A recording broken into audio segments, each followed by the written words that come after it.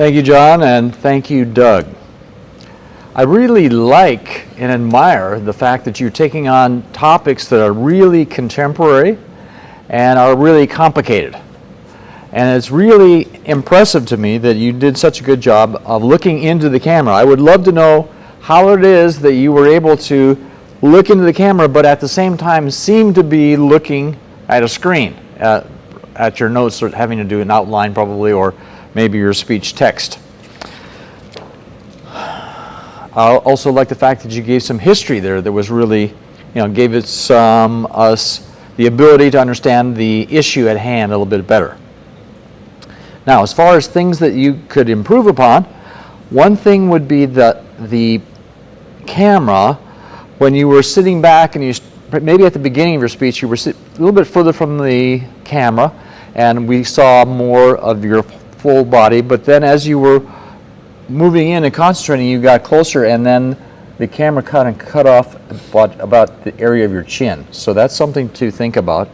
Also, when you first started your speech, the screen apparently lit up. Maybe there was maybe it had been darker, or maybe you switched the screen and it changed the lighting on your face. So this is something that you can play with at home, maybe even on a Zoom meeting that you create. You can try that and see how it looks. So those are some technical issues.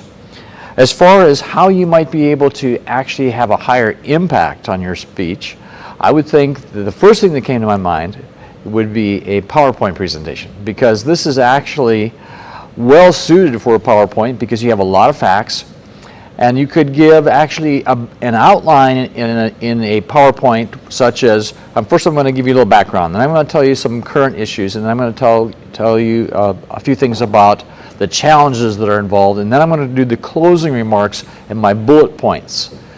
Because I think that a lot of this was interesting and really mind-blowing to me. In fact, I didn't even know that a bill had been passed to make them a state. I know that they had always been talking about doing this, but that was like, oh wow, I missed that one. I didn't even know about that.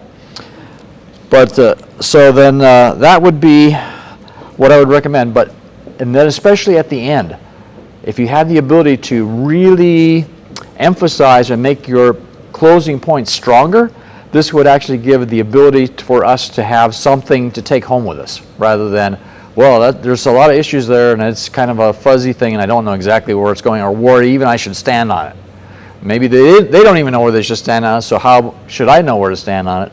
But I think that your question was not so much should they be a state, but should they be a state now? And then that's where you could really emphasize those points in your closing.